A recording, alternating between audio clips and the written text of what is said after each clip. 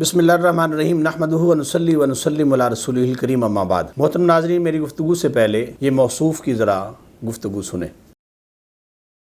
کہ برصغیر کے اندر امام احمد رضا خان بریلی علیہ رحمہ کا جو منہاج سامنے آیا، اور اس منہاج کو اگر کوئی نام دیا جائے تو وہ یہی ہوگا کہ یہ منہاج عقیدت ہے۔ میں اس کو سری گمراہی سمجھتا ہوں، اور یہ ایک اتنا بڑا انحراف ہے کہ جو دین کی اصل ہے اس سے لوگوں کو ہٹانے کے مترادف ہے۔ سامعین محترم، بعض حضرات اس بات پہ اعتراض کرتے ہیں کہ درمیان میں سے بات کاٹ لی جاتی ہے، پورا کلپ نہیں چلایا جاتا۔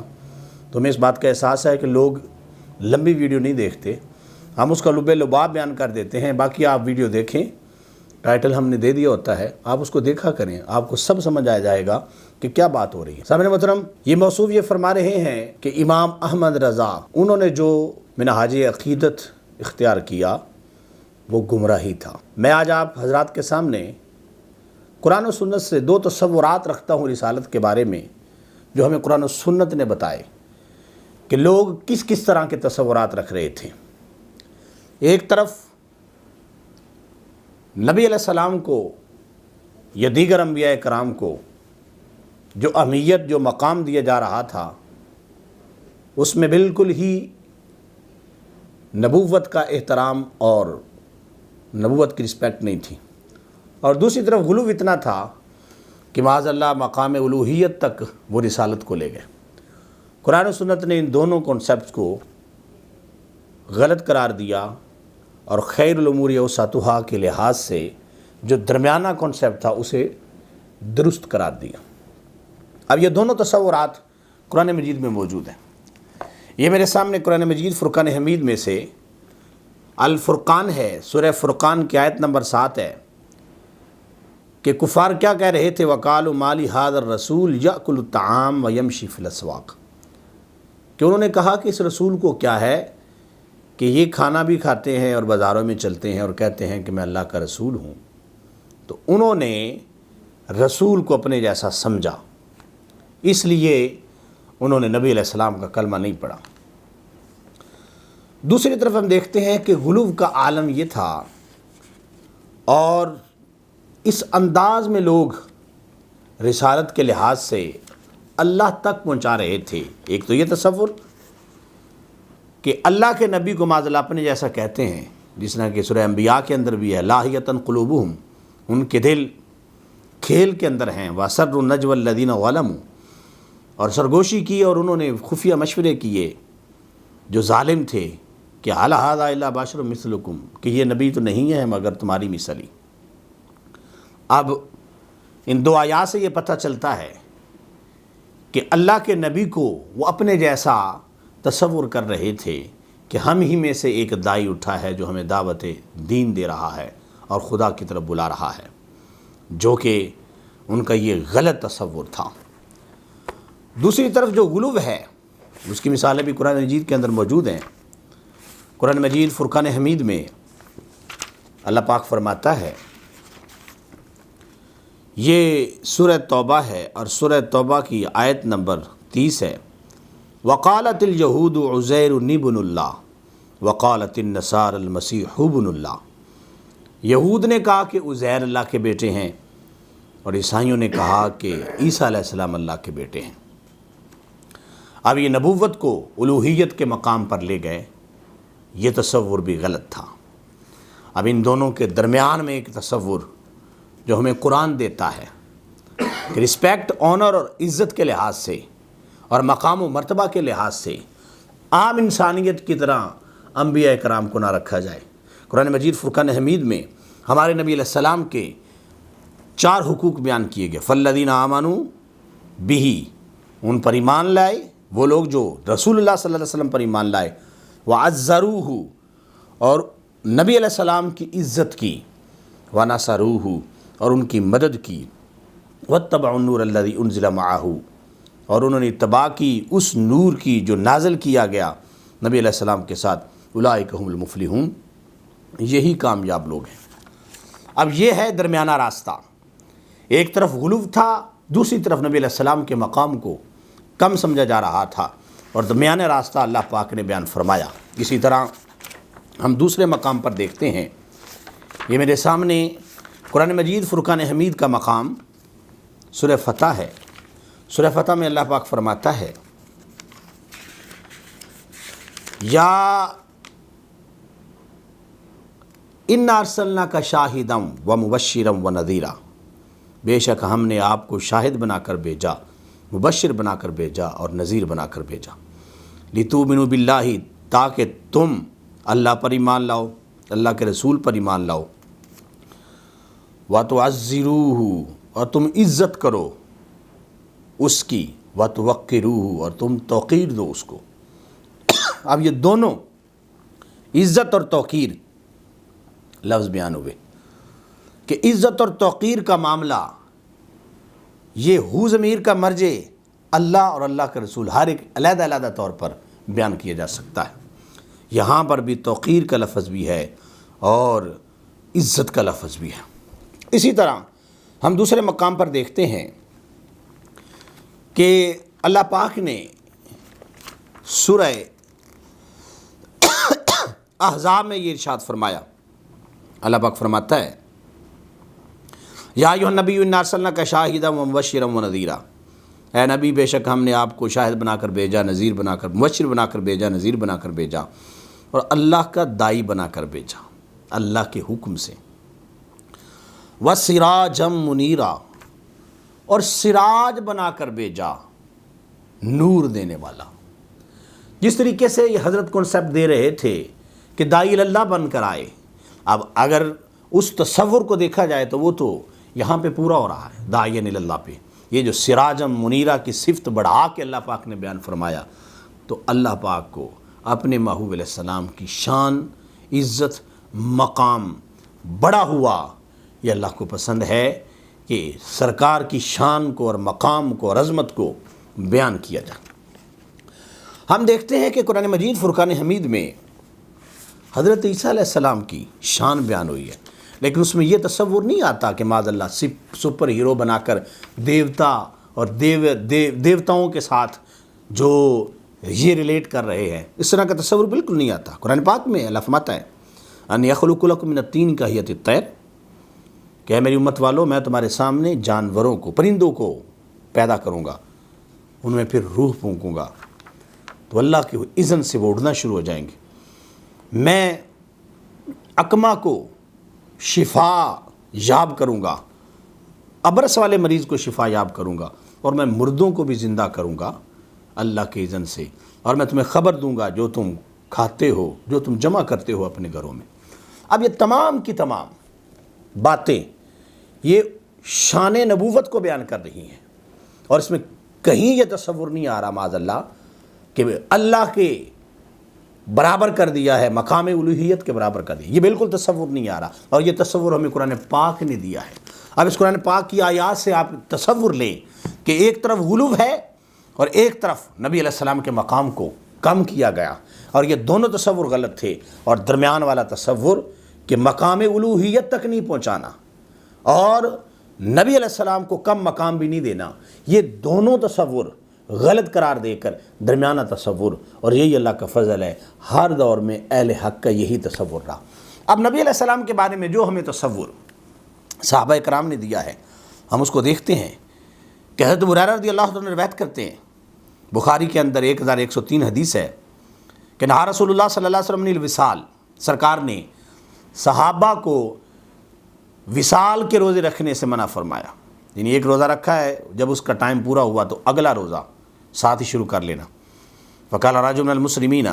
ایک بندے نے پوچھا یا رسول اللہ آپ تو رکھتے ہیں، تو واصل ہو آپ تو وصال کے روزے رکھتے ہیں؟ تو قال رسول اللہ صلی اللہ علیہ وسلم، سرکار نے فرمایا ایکم مثلی، تم میں سے کون ہے میری مثل؟ تم میں سے میری مثل کوئی نہیں ہے، یطعمنی ربی و یسقینی، میرا رب مجھے کھلاتا بھی ہے، میرا رب مجھے پلاتا بھی ہے۔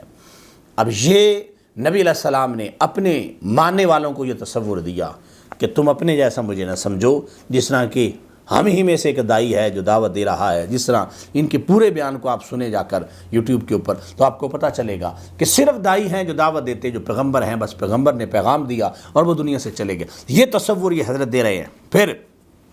صحابہ کرام نے کیا تصور دیا دیکھیں، حضرت مسور بن مخرمہ رضی اللہ تعالیٰ عنہ کہتے ہیں ما تنخم رسول اللہ صلی اللہ علیہ وسلم نخامۃ الا وقعت فی کف رجل منہم فدلک بها وجهه وجلده واذا امرهم ابتدروا امرہ واذا توضا كادوا يقتتلون على وضوئه واذا تکلم خفضوا اصواتهم عنده ما يحدون الیہ النظر تعظیما له۔ حضرت عروہ بن مسعود نے بھی اسلام قبول نہیں کیا تھا، حدیبیہ کے مقام پر مذاکرات کے لیے گئے، نبی علیہ السلام سے بات ہوئی، لیکن اس دوران انہوں نے صحابہ کرام کا ایک عمل دیکھا۔ وہ عمل کیا تھا کہ نبی علیہ السلام اپنے لابدہ مبارک جب بھی اپنے لبوں سے جدا کرتے تھے، صحابہ کرام اس کو اپنے ہاتھوں پہ سجاتے تھے، اپنے چہروں پہ ملتے تھے اور پھر اپنے جسم پہ ملتے تھے، اور جب کبھی صحابہ کرام حکم ہوتا سرکار کی طرف سے صحابہ کرام کو کہ یہ کام کرنا ہے تو جلدی سے وہ کام شروع کر دیتے، اور جب نبی علیہ السلام وضو فرماتے تو وضو کا پانی لینے کے لیے صحابہ اپنے ہاتھوں کو کر دیتے اور اپنے ہاتھوں پہ پانی سجا لیتے، اور جب کبھی سرکار گفتگو کرتے تو صحابہ کرام بڑے خاموشی کے ساتھ نبی علیہ السلام کی گفتگو کو سنتے، اور جب کبھی سرکار کو دیکھتے تو اپنی نظروں کو تیز کر کے نہ دیکھتے بلکہ ہلکی سی نظروں سے دیکھتے۔ اب یہ بخاری کے اندر 2732 حدیث ہے۔ عروہ بن مسعود کہتے ہیں جب واپس گئے اور جا کر کافروں کو خبر دی کہ میں نے جا کے جو ماحول دیکھا ہے میں نے آج تک نہیں دیکھا، میں بڑے بڑے بادشاہوں کے پاس گیا ہوں، کیسر و کسریٰ کے پاس بھی گیا، بادشاہوں کے پاس سفیر بن کر گیا، لیکن جو تعظیم نبی علیہ السلام کے صحابہ نبی علیہ السلام کی کرتے ہیں وہ میں نے کہیں نہیں دیکھی۔ اب یہاں پر بھی ہمیں صحابہ کیا تصور دے رہے ہیں؟ صحابہ کرام ایک محبت کا انداز، پیار کا انداز، اور وہی تصور اللہ کے فضل سے امام احمد رضا فاضل بریلوی رحمۃ اللہ علیہ نے دیا ہے۔ اب ایک حد ہے، ہمارے بزرگوں نے حد بیان کی، اشتراک فی الالوہیت اور واجب الوجود،